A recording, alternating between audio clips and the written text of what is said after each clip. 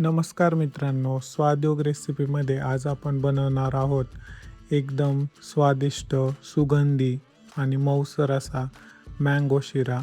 आंब्याच्या गोड चवीसोबत तुपाचा सुगंध आणि रव्याचं परफेक्ट टेक्स्चर. हा शिरा लहान मुलांपासून मोठ्यांपर्यंत सगळ्यांनाच आवडतो. चला तर मग बनवूया आंब्याचा शिरा. सर्वप्रथम त्यासाठी एका कढईमध्ये आपण 2 ते 3 चमचे साजूक तूप घेतलं आहे आणि ह्या साजूक तुपामध्ये अर्धा कप रवा घालायचा आहे आणि रवा आपल्याला साजूक तुपामध्ये छान परतून घ्यायचा आहे. सोनेरी रंगाचा होईपर्यंत रवा आपल्याला परतून घ्यायचा आहे. रवा परतत असताना मध्यम आचेवर शांततेत परतून घ्यायचा आहे. कुठलीही घाई गडबड करायची नाही आहे. जितका रवा चांगला भाजला जाईल तितका शिरा छान होईल.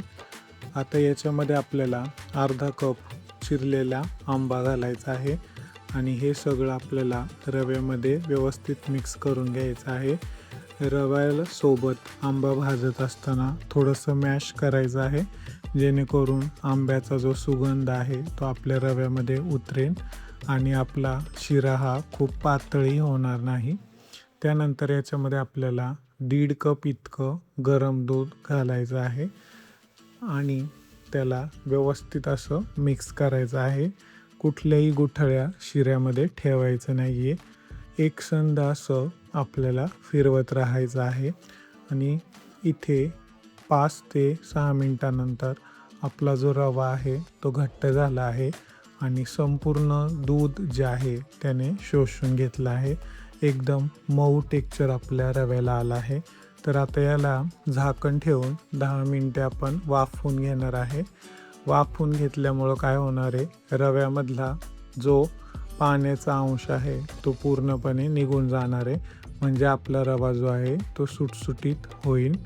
त्यानंतर यामध्ये आपल्याला अर्धा कप साखर घालायची आहे आणि ही सुद्धा आपल्याला रव्यासोबत मिक्स करायचं आहे.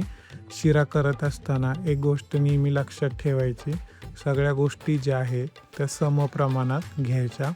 साखर जी आहे ती आपल्या रव्यामध्ये व्यवस्थित विरघळलेली आहे आणि आपल्या रवा जो आहे तो एकदम सुपर सॉफ्ट झाला आहे.